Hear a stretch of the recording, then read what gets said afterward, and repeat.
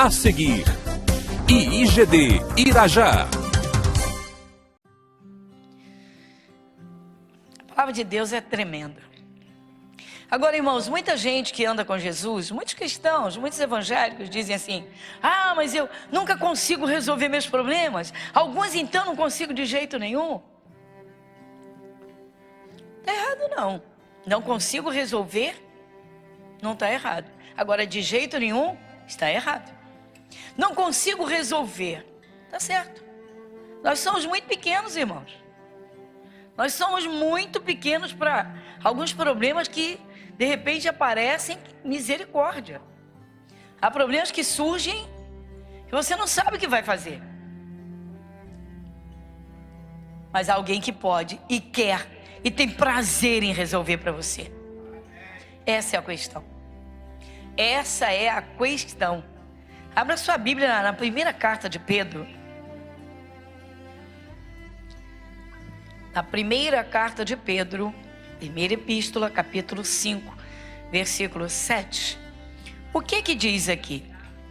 Lançando sobre ele toda a vossa ansiedade, porque ele tem cuidado de vós. Olha aí, irmãos. Olha aí, olha aí. Olha que coisa tremenda, irmãos. Que coisa tremenda o Espírito Santo está falando com você, está falando conosco. Lançando sobre ele, lançando. Jogando mesmo. Lançando. Sabe o que é lançar? Sabe. Você já, por brincadeira, na escola, quando você era criança, adolescente, você jogou basquete? De brincadeira? Você deu uma pancada numa peteca para jogar lá longe? Todo mundo já deu, não deu? Vamos lá, igreja. Lembra da tua infância? Essa turma de hoje só sabe de celular, meu irmão. Só celular. É boneco para um lado e para o outro, é monstro para um lado, monstrengo para o outro. Ah, não sabe o que é uma amarelinha, não sabe o que é uma peteca, não sabe o que é um jogo de vôlei, de basquete, sabe nada. Pelo amor de Deus. Tá demais, meu irmão. Eu vou fazer um trabalho especial aqui para dar uma corda e uma sacudida nessa turma, que o negócio tá sério. Para. Vamos lá, tudo tem seu momento. Lançando sobre ele, vamos lá, 1 Pedro 5,7, de novo. Lançando sobre ele toda a vossa ansiedade, porque ele tem cuidado de vós. Porque ele tem cuidado. Deus não é um pai, irmãos, irresponsável. Esta semana, irmãos, foram tantos crimes de pais contra filhos que foi assustador. Assustador. Tenebroso. Estamos falando de Deus. Aquele que não poupou o próprio filho, ele mesmo, sendo Deus, se fez homem e entregou sua vida em favor de cada ser humano. Por que o ser humano não acorda para o amor de Cristo, irmãos? As pessoas se convertem, continuam fechadas, com os mesmos problemas, mas também muitas levando a mesma vida agitada, corrida, enfim. E a parte cristã, irmãos? E os trabalhos espirituais? E o tempo de busca? E o tempo de leitura e meditação da palavra, para sentir Deus falar ao coração. E o tempo de oração. E a comunhão das orações. Tem gente que só entra em oração, irmãos, depois que o problema já cresceu e atacou. É lamentável, mas é a realidade. Às vezes os cristãos estão exatamente como os apóstolos no dia em que na noite em que Jesus foi preso. Jesus estava no Getsemane, todos os irmãos conhecem, quem é de Jesus conhece essa passagem, obviamente, os momentos que antecederam o julgamento de Jesus, não é? Quem é que vamos soltar? Solta esse Cristo ou Barrabás? Aí começou as pancadas, prende Jesus, né? espancam Jesus. Mas antes, Jesus se preparou, porque ele sabia o que iria fazer. Ele sabia o que iria fazer. O sacrifício de Jesus, irmãos, é único, é ímpar. Não adianta ninguém querer fazer. Não teria valor nenhum, nem antes e nem depois. Jesus é Deus. Mas Jesus, então, ele está lá nesse jardim, nesse Getsemane, ele chega lá. Primeiro ele faz um jantar, ele tem um jantar com os apóstolos. Ele já sabe que Judas vai traí-lo. E ele janta tranquilamente. E depois ele vai então para esse horto, esse jardim, que era um horto. E eu quero contemplar isso com você lá em Lucas. Dá uma chegadinha comigo, vamos lá em Lucas. Capítulo 22, perdão. Nem existe o 32, só vai até o 24. Mas vamos lá. Lucas capítulo 22, versículo 5, 39. Então diz: E saindo, foi como costumava para o Monte das Oliveiras, e também os seus discípulos o seguiram. E quando chegou àquele lugar, disse-lhes: Orai, para que não entreis em tentação.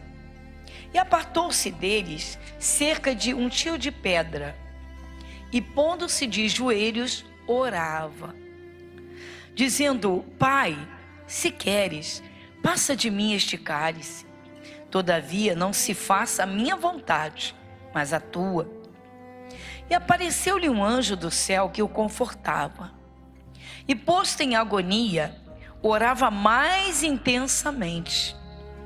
E o seu suor tornou-se em grandes gotas de sangue que corriam até ao chão. E levantando-se da oração, foi ter com os seus discípulos. E achou-os adormecidos de tristeza. E disse-lhes: Por que estáis dormindo? Levantai-vos e orai, para que não entreis em tentação. Amém, irmãos?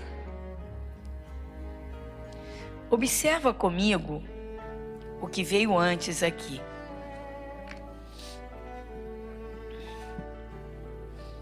No versículo 40, Jesus disse para os discípulos assim.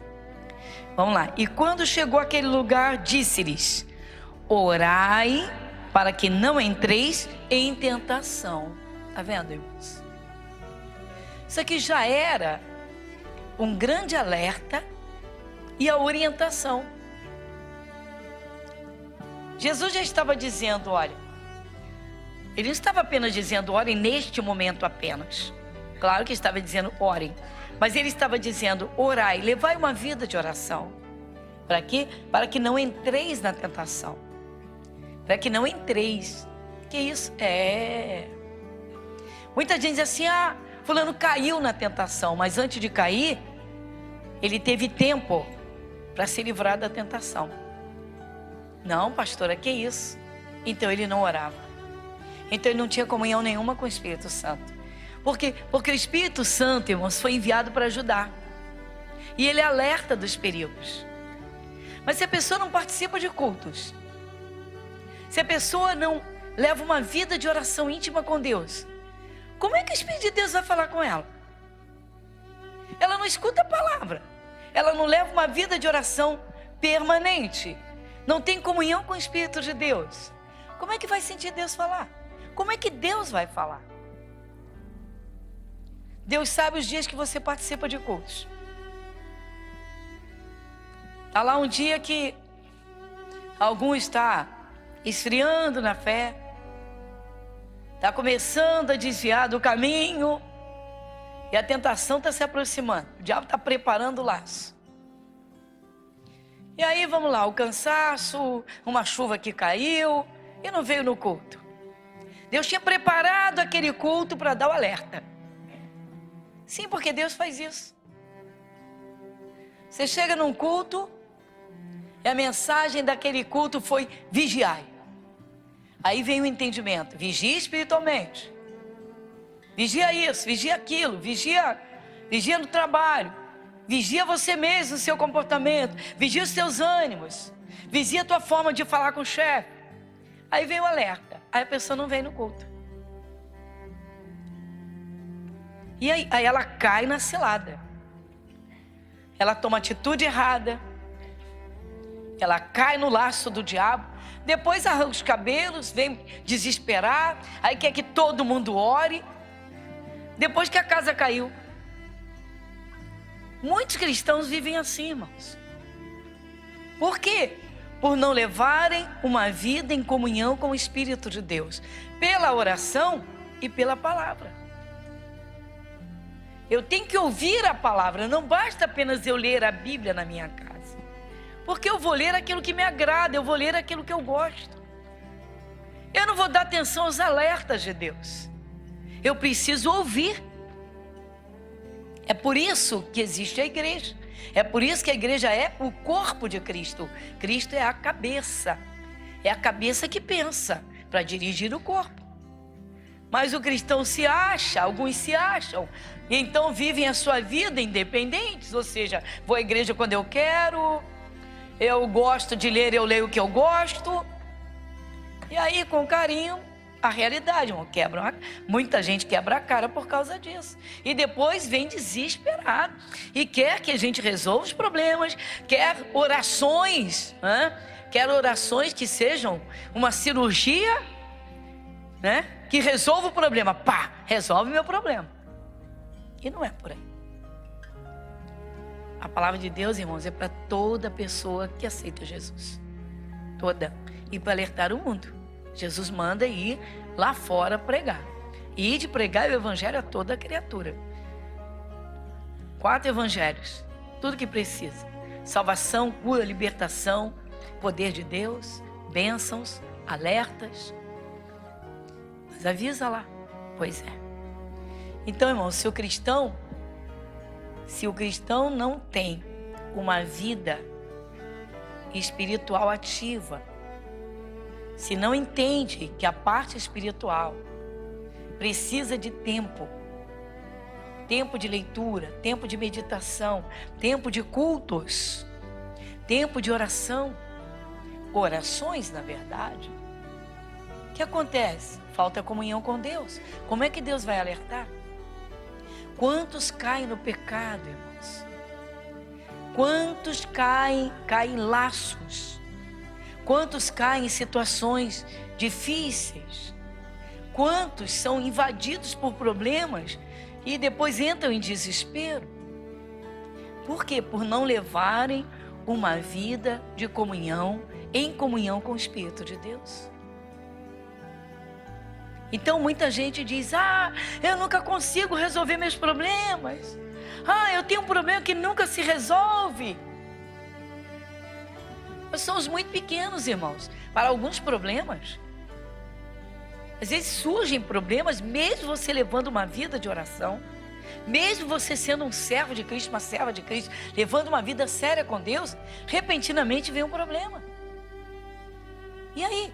Mas aí é que entra, aí é que está a diferença entre aquela pessoa que realmente serve a Cristo, que leva uma vida em comunhão e que tem confiança na palavra de Deus e sabe orar, e aquela que não tem nada disso. Então Jesus alertou os apóstolos. Foi Jesus com os discípulos ao Getsemane se preparar para o Calvário. Ele sabia o que ele ia passar.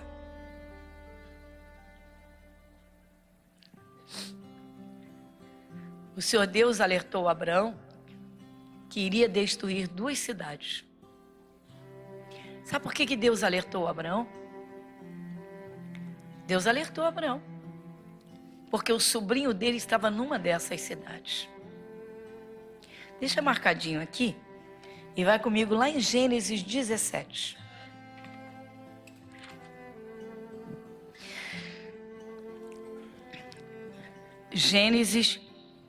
Capítulo 18, versículo 17. O versículo é o 17. O título diz: Deus anuncia a destruição de Sodoma e Gomorra.